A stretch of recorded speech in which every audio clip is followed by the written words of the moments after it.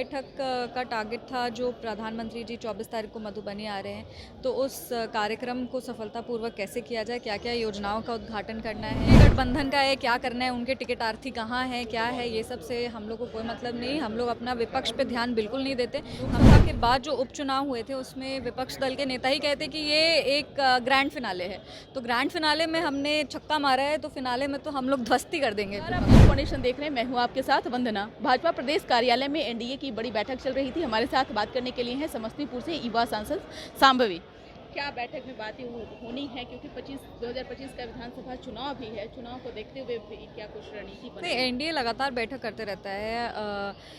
जो एनडीए के गठबंधन है वो जनता को प्राथमिकता देते हुए हमेशा अलग अलग जिलों में भी हमने कार्यकर्ता बैठक की थी, और एनडीए लगातार मजबूती से अपने कार्यकर्ताओं से, जनता से जो योजनाएं चल रही हैं उसके बारे में अगर जागरूकता फैलानी है, सारी चीज़ों को लेकर हमेशा बैठक चलती रहती है। आज की बैठक का टारगेट था जो प्रधानमंत्री जी 24 तारीख को मधुबनी आ रहे हैं, तो उस कार्यक्रम को सफलतापूर्वक कैसे किया जाए, क्या क्या योजनाओं का उद्घाटन करना है। जो जिलों को इस कार्यक्रम के लिए चिन्हित किया गया है वहाँ से सारे जनप्रतिनिधि आए थे और अपनी बातों को उन्होंने रखा, और कैसे इस कार्यक्रम को ऐतिहासिक और सफल बनाना है, इस पर चर्चा हुई। निश्चित तौर पे, लेकिन उन तमाम नेताओं और विधायकों को भी टास्क दिया जा रहा है। क्या क्या टास्क आपको मिला? नहीं, ऐसा कुछ नहीं है। टास्क क्या मिलेगा, हम लोग सब जनप्रतिनिधि हैं। हमारे यशस्वी प्रधानमंत्री आ रहे हैं, माननीय मुख्यमंत्री आ रहे हैं, तो उनकी स्वागत में मिथिला की धरती पे क्या क्या करना है, ये सारी चीज़ों पे जिम्मेदारियां तो हमेशा होती है। एक जनप्रतिनिधि होने के नाते अगर आप राजनीति में, तो आपकी जिम्मेदारियां लगातार बनती रहती हैं, और चुनावी वर्ष है तो जिम्मेदारियां और बढ़ गई हैं।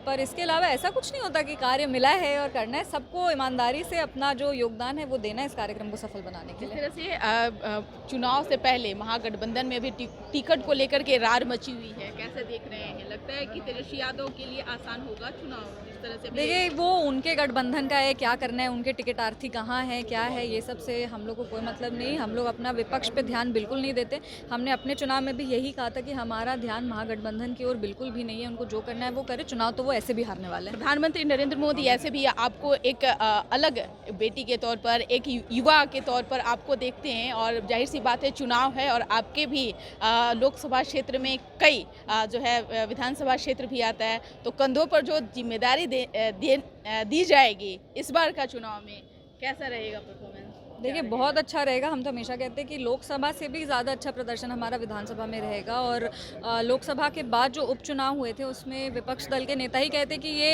एक ग्रैंड फिनाले है, तो ग्रैंड फिनाले में हमने छक्का मारा है, तो फिनाले में तो हम लोग ध्वस्ती कर देंगे विपक्ष को।